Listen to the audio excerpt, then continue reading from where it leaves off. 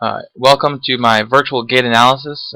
My name is James Ellman. I'm an athletic trainer, and I'll be taking you through a patient I recently encountered. Some things we're going to cover. We're going to cover a pre-assessment.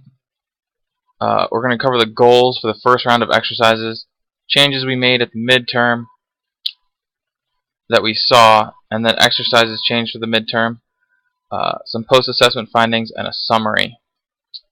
Here's a first video from the side view. We can see some trunk rotation here, not too much extension of the hip. He's not using his arms at all. There's no pumping action here. You can see a lot of bouncing.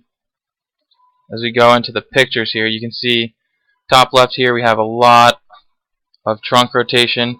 Shouldn't be happening. As far as this picture in the top right, we have a little bit or not enough extension of the hip. If he had more extension, he could keep his center of gravity lower and not have this bouncing that we see in the bottom two pictures. Next, we're going to see the video from the behind view. We can see a little bit of pronation in both feet. Again, not using the arms, trunk. Hard to see the rotation from the posterior view, but it's there. As we move into the pictures, we can see top left, we can see the pronation right there. Does it on both legs. If we go to the bottom two pictures, we can see he has what's called a crossover gait. That's typically caused by a glute med weakness and a weakness of the core. That's also a problem with the trunk rotation is core weakness or oblique weakness. So to correct some of that, we're going to have to incorporate some core exercises. In the top right here, you can see an athlete that had this crossover gait and was able to correct it. So first, some stretches to increase flexibility. We're going to want to stretch the quads and the hip flexors out to increase that hip extension. We're also going to want to stretch the adductors to try to get some more abduction going on there for that crossover gait. The first set of exercises that are done are just some general hip glute med strengthening. So stuff like cuff weight with leg into the air lifts, abduction lifts, bent knee abduction lifts, clockwise circles and counterclockwise circles to help with some of the rotators. Some single leg balancing to just help with overall proprioception and possibly get rid of some of the pronation. And then for neuromuscular control, we have what's called the penguin walk here. This is the first step. You're going to have a hip hike. They're going to hold it there for a second. They're going to take a step forward and they're going to maintain that hip hike position while contracting transverse abdominis on the other side. So transverse abdominis on the leg up side should be contracted and glute med on the leg down side should be contracted. At the midterm, there was no significant changes in the athlete's running gait. It looked pretty much exactly the same. He said he had decreased leg pain in his shins from the ankle exercises he has been doing, but no significant increase in the crossover gait. So in order to help maybe have the athlete comply better, I came up with some more interesting exercises.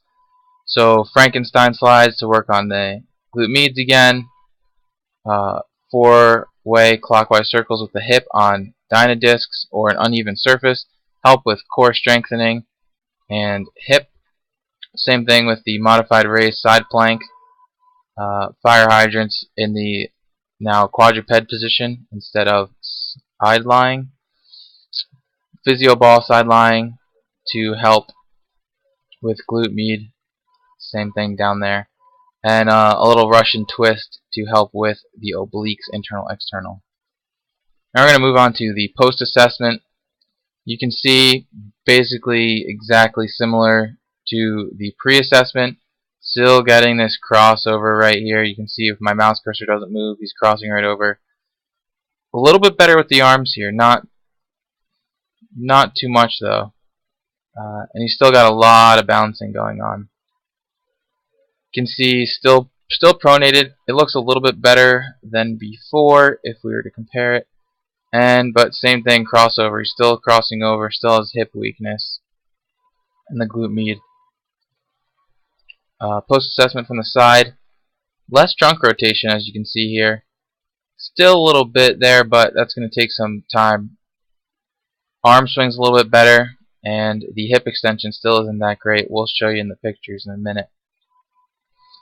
Post-assessment, hip still not fully extending. Still catching some air right here, a little too much. You can see with the line I drew in the middle here, still getting a good amount of bouncing, an inch or two. Should be a bit lower. If he had more extension, he could stay a bit lower. Trunk rotation not too bad here. You can see he's a little bit better. The arm swing could come back a bit though right here. So in summary, we didn't have such a great outcome with this particular patient. Could have been because he didn't comply, or maybe he didn't understand the exercises or the times that they should be done.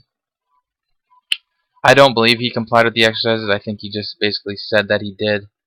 Also, in the follow-up video, it seemed as if he was almost purposely trying to fix his gait because he hadn't worked on any of the exercises that were prescribed to him.